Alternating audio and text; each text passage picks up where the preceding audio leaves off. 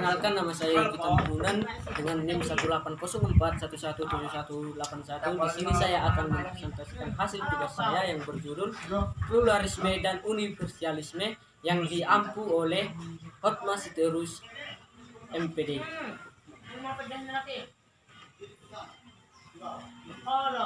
Pengertian pluralisme dan universalisme menurut beberapa para ahli, yang pertama itu Anton M. Mulyono tahun 1990, pluralisme suatu hal yang memberikan makna yang tidak satu, misalnya kebudayaan yang berbeda-beda di suatu masyarakat. Yang kedua, Muhammad Sofan tahun 2011, yaitu pluralisme ialah upaya untuk membangun kesadaran yang bersifat teologis tetapi dan sosial. Pengertian ini tentu dapat diimplementasikan pada kesadaran masyarakat bahwa manusia dalam keanekaragaman, karena pluralisme sendiri mengandung konsep sosiologis dan teologis. Menurut pendapat saya, pengertian pluralisme itu adalah keberagaman antara masyarakat yang berbeda suku, agama, golongan, dan adat yang saling menghargai dan memberikan kebebasan untuk berpikir. Pengertian universalisme menurut saya sendiri yaitu pandangan yang mempercayai atau meyakini bahwa semua manusia akan diselamatkan tanpa memandang golongan, budaya, adat istiadat, dan suku. Di sini kita akan mempelajari menurut pandangan Alkitab tentang pluralisme dan universalisme. Pluralisme dan universalisme dalam Perjanjian Lama. Dalam Perjanjian Lama, pluralisme dan universalisme tidak masuk dalam kategori toleransi. Perjanjian Lama tidak berbicara tentang toleransi beragama dan berkeyakinan. Konteks Perjanjian Lama adalah meletakkan dasar Allah perihal norma-norma aturan bagi umat Israel yang akan dikembangkan kemudian bangsa-bangsa kafir untuk mengenal Allah dengan benar dan mengakuinya sebagai satu-satunya Allah yang sahih. Pluralisme hanya berlaku dalam keimanan kepada Allah, yaitu Yahweh. Perjanjian Lama lebih kepada perbedaan suku bangsa yang dapat hadir menghadap kepada Allah asalkan suku-suku bangsa mengakui Allah Israel itu Tuhan Allah. Memahami keberagaman kepercayaan saat notabene menyesatkan seluruh umat manusia yang kemudian pemakluman Allah Tuhan wujud melalui kasih-Nya. Di sini kita akan mempelajari juga yang dimana solusi atau cara menyikapi pluralisme agama. Dalam menyikapi pluralitas agama tersebut, lahirlah konsep-konsep mengenai sikap keagamaan yang diusung oleh beberapa tokoh.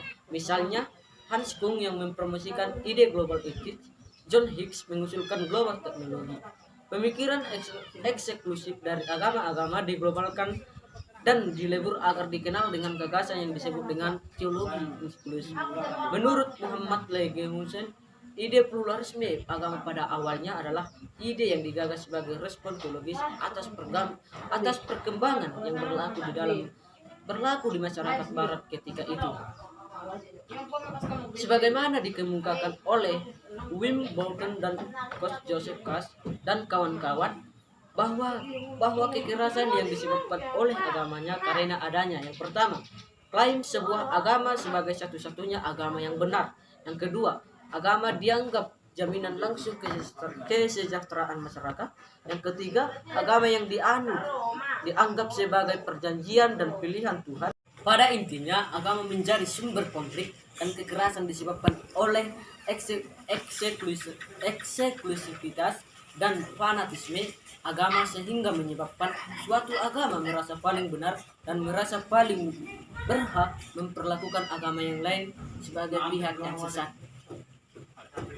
Demikian pula interaksi antar umat beragama di Indonesia dapat berupa kerjasama, persaingan, atau pertikaian.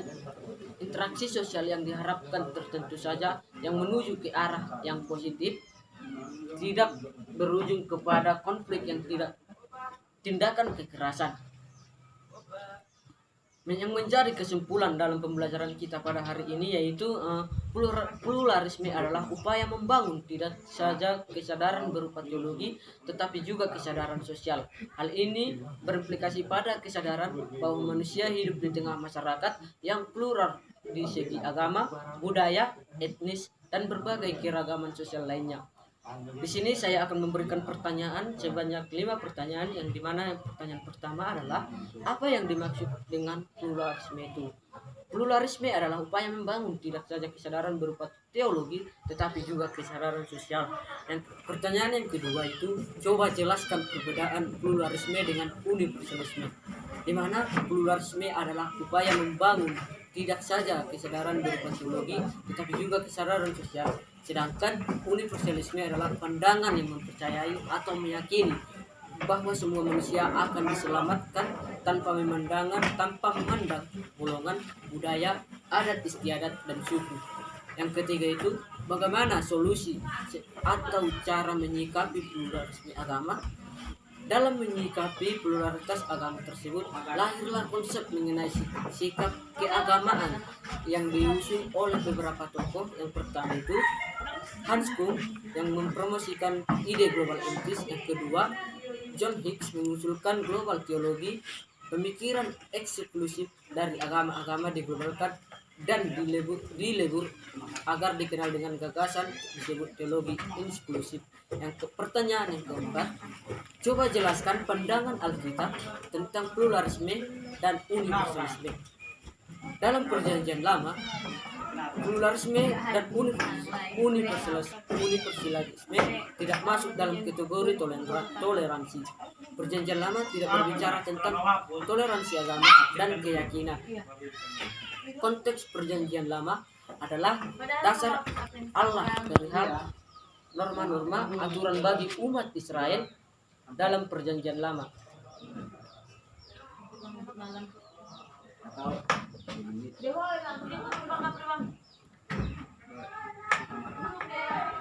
Yang kelima itu pengertian universalisme, di mana tadi pengertian universalisme adalah pandangan yang mempercayai atau meyakini bahwa semua manusia akan diselamatkan tanpa memandang golongan, budaya, dan adat istiadat.